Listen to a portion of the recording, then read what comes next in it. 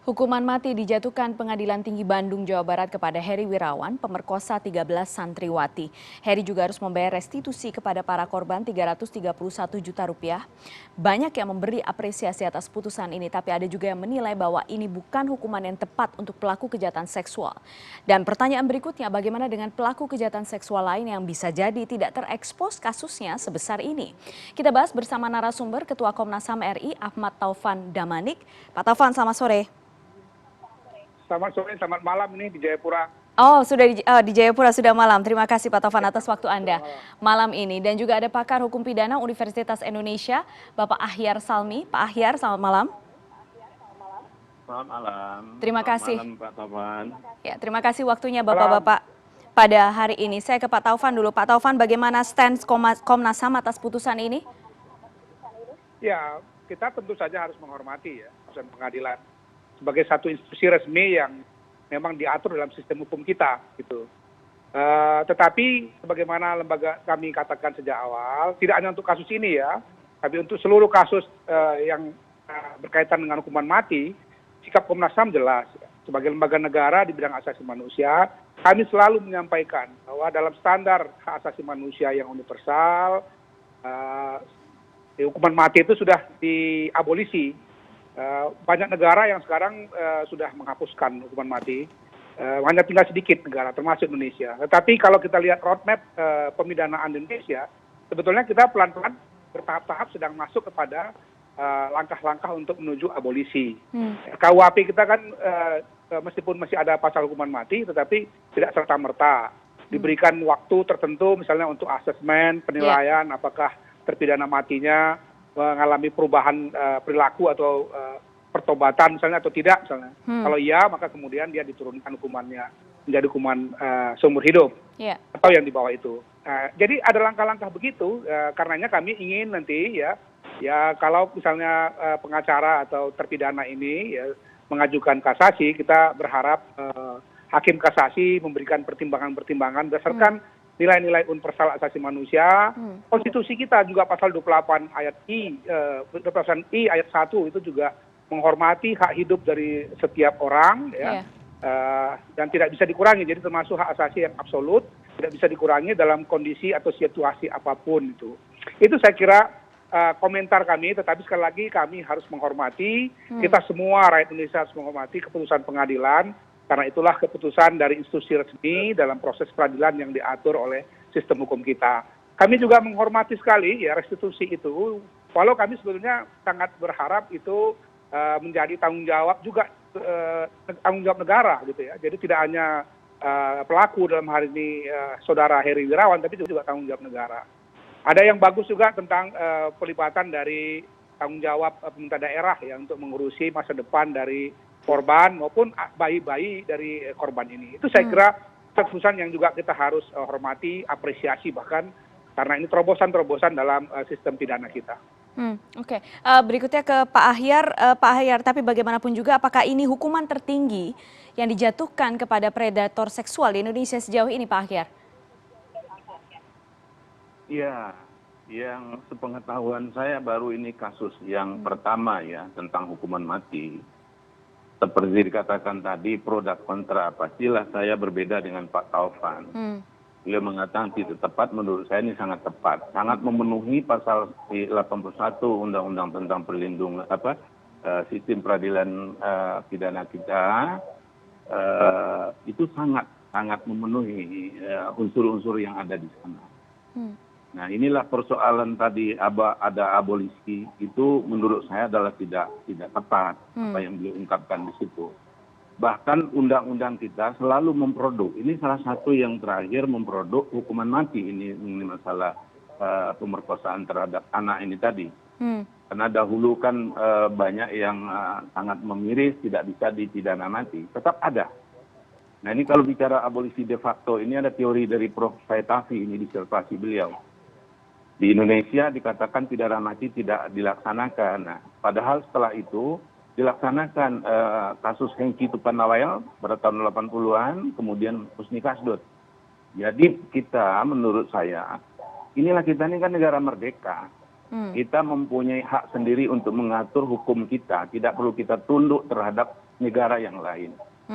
Yang saya ingin sampaikan juga, bicara hak asasi manusia, saya kira Amerika itu lebih tua dari kita pelaksanaannya. Di Amerika itu pidana mati masih dipertahankan di beberapa negara bagian. Jadi nggak juga dihapus di semua, masih banyak negara-negara besar. Kita anggap Singapura kurang majunya apa dari kita ya. Ini juga ada pidana mati di situ, di ASEAN masih ada. Bahkan yang terakhir di Filipina, ada Duterte ingin lagi melaksanakan pidana mati. Ya, jadi kalau menurut saya, keberadaan pidana mati tidak relevan lagi kita membawa dengan undang-undang dasar kita. Karena itu sudah berapa kali diuji secara material. Itu ke Mahkamah Konstitusi mengatakan konstitusional, tidak bertentangan dengan konstitusi kita. Jadi buat saya itu sudah final, sudah basi kita berbicara ini bertentangan dengan undang-undang dasar kita. Tinggal permasalahannya adalah apakah sesuatu perbuatan orang sudah pantas nggak dipidana mati? Hanya itu. Pertimbangannya di situ ya. Ini kita kali kedua dengan Pak Taufan diskusi pasti berseberangan terus. Mudah-mudahan suatu saat di forum yang hadir langsung tuh enak kita diskusi. Apakah Komnas HAM nanti undang saya akan hadir juga di situ. Jadi ini tepat menurut saya. Justru sangat keliru putusan pengadilan negeri saat yang itu, dia mengatakan pidana mati bertentangan dengan asasi manusia. Itu adalah ranah dari uji material, bukan dari pertimbangan seorang hakim. Nah, ini pengadilan negeri waktu menurut saya itu mengambil alih, tanda kutip, kewenangan di Mahkamah Konstitusi atau Mahkamah Agung. Tergantung level undang-undangnya di mana kan. Bahwa menurut dia bahwa ini nggak tepat dilaksanakan pidana mati dengan perubahan masih ada hal-hal yang meringankan, itu masih sangat saya bisa menerima lah. Tetapi dengan pertimbangan yang kemarin dikatakan ini bertentangan dengan hak asasi manusia, ini bukan lagi uji material. Ini sudah menjadi hukum positif kita kok. Itu adalah bentuk hukum yang tertinggi ya, yang dimiliki hukum Indonesia saat ini ya Bapak-Bapak. Jadi memang opsinya memang untuk hukuman tertinggi itu yang saat ini dimiliki Indonesia gitu ya Pak Ahyar ya? Betul. Ini hukuman yang tertinggi di kita. Kita masih merujuk kepada pasal 10 KUHP kita. Itu hierarki dari masalah pidana. Hukuman kita. Yang pertama hukuman pokok, hukuman tambahan. Hukuman pokok ya hukuman mati, penjara dan segala macam diatur dalam sistem pidana kita, diatur dalam pasal 10 KUHP kita. Itu ada masih. Nah di dalam RUU ini memang ada perubahan, tapi tetap ada pidana mati di situ. Dia merupakan salah satu opsi. Jadi ingin juga saya sampaikan kepada masyarakat, ada dua hal di dalam RUU KUHP kita di situ, bahwa ada bisa dilaksanakan langsung pidana mati, ada yang ditunggu 10 tahun. Betul. Saya juga mengkritik 10 tahun ini dasarnya apa? Begitu lama menunggunya, itu penderitaan juga buat orang kalau dia dipidana mati. Tapi sekarang sudah tidak 10 tahun lagi Pak, bahkan ada yang 20 tahun sudah menunggu, belum juga dipidana mati juga masih. Ada informasi dari Kontras ini. Ya, itu pelaksanaannya. Ini yang diatur dalam undang-undang sekarang. Jadi kalau dulu itu nggak diatur dalam undang-undang, dia terjadi saja. Itu saya kritik benar. Saya menulis masalah pidana mati pada tahun 85, judulnya Eksistensi Pidana Mati. Itu buku saya bisa dibaca di situ. Itu saya kritik.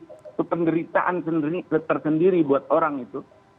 Menunggu yang lama. Nah ini ada. Sekarang sudah ada kepastian hukum 10 tahun. Menurut saya ini juga kelamaan 10 tahun. Baik. Pak Taufan silakan. Yakini bagian dari upaya terus-menerus untuk menyesuaikan diri ke dalam standar hak asasi, bukan kepada perintah satu negara tertentu. Komitmen Indonesia untuk menjalankan hak asasi manusia bukan perintah dari satu negara tertentu, tapi komitmen Indonesia sebagai bagian dari komitmen global. Kita anggota Dewan HAM. Apakah kita diperintah di Dewan HAM? Tidak, kita justru punya suara, dan karena itu mestinya Indonesia juga komit dengan standar hak asasi manusia yang bersifat universal. Tapi sekali lagi saya katakan, kita menghormati putusan pengadilan, apapun itu, nanti kita lihatlah mudah-mudahan di dalam kasasi akan ada langkah-langkah yang lebih progresif dari hakim kasasinya. Sekali lagi kita menghormati putusan pengadilan. Baik, Bapak-Bapak, kita sekarang jeda dulu, tetap bersama kami di CNN Indonesia Newsroom.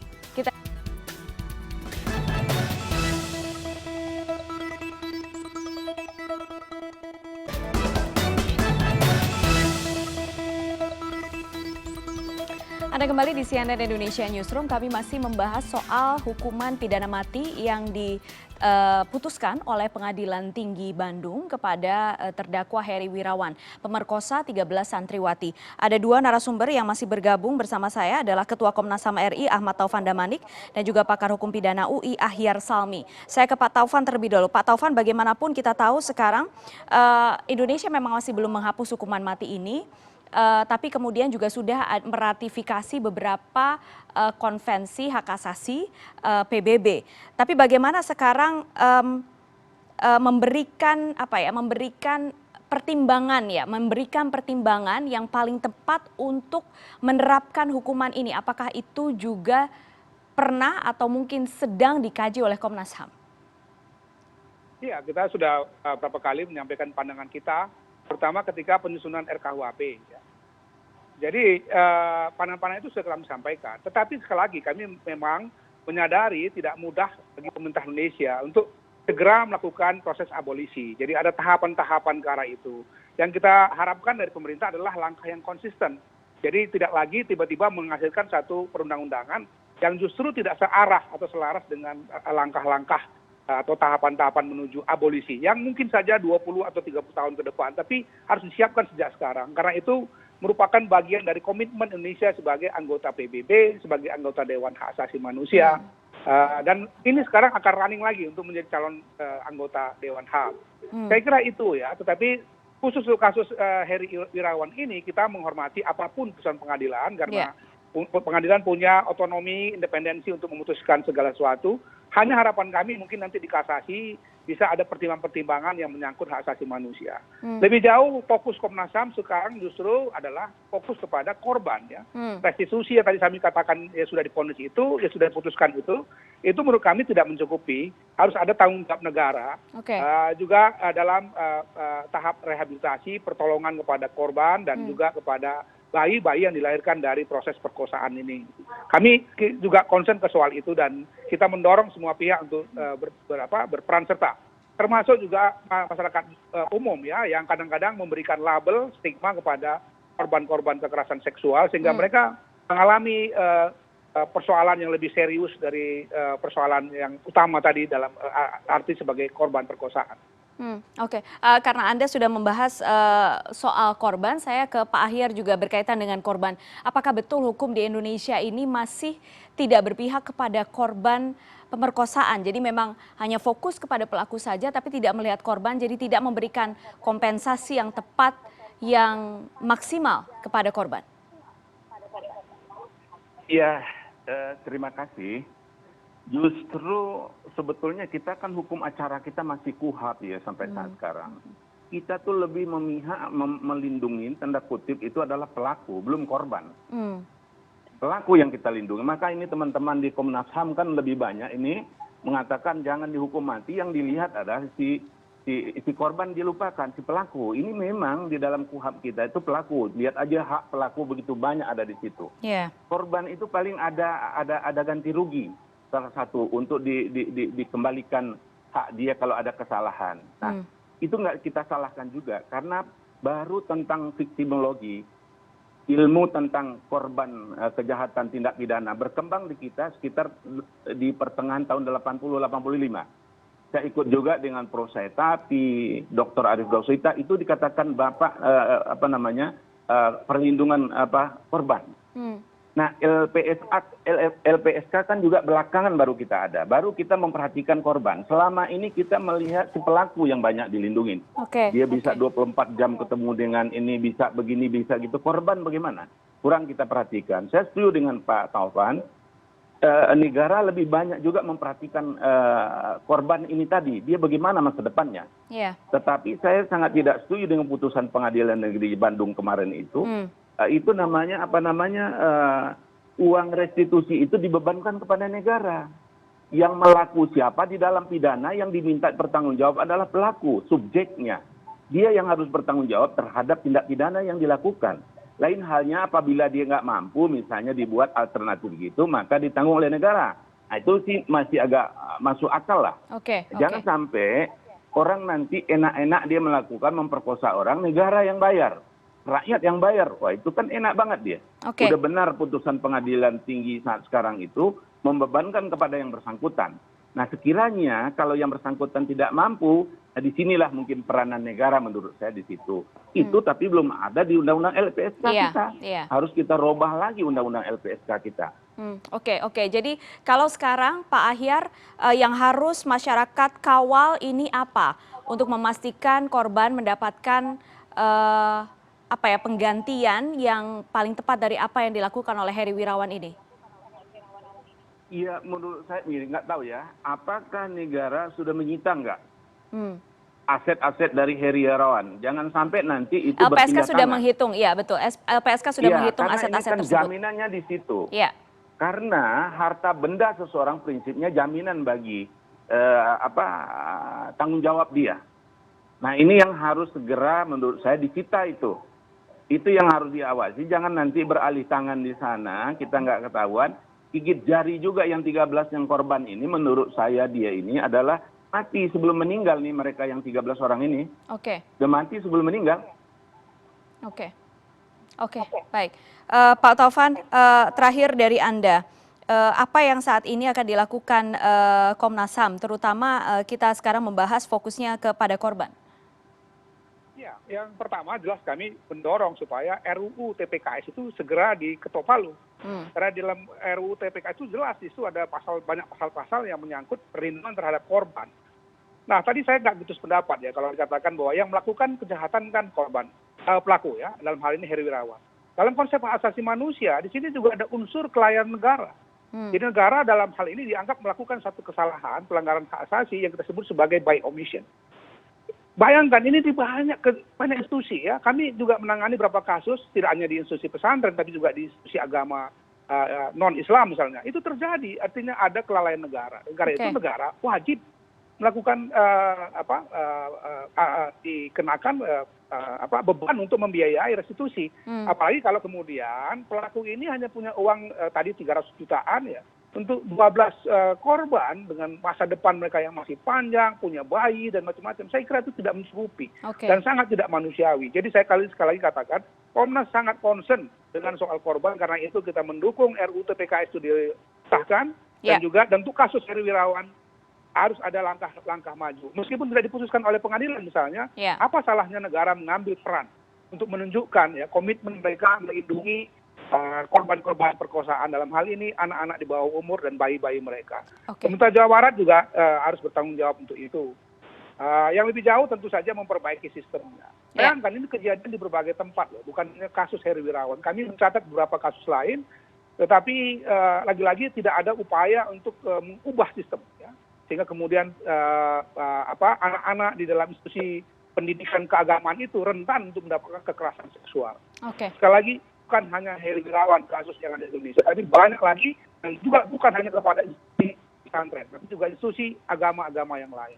Oke, baik. Dan PR-nya adalah apakah hukuman kepada pelaku yang lain itu sudah tepat atau belum gitu ya berarti. Pak Taufan, Pak Ahyar, terima kasih banyak sore hari ini sudah bergabung di CNN Indonesia Newsroom. Terima kasih Bapak-Bapak. Kita lihat perkembangan kasus ini nanti. Terima kasih. Terima kasih. Selamat sore. Dan aturan baru diberlakukan bagi pelaku perjalanan dalam negeri untuk penumpang yang mendapat vaksin dosis kedua, wajib melampirkan dokumen kesehatan bebas COVID-19. Simak informasi selengkapnya setelah jeda.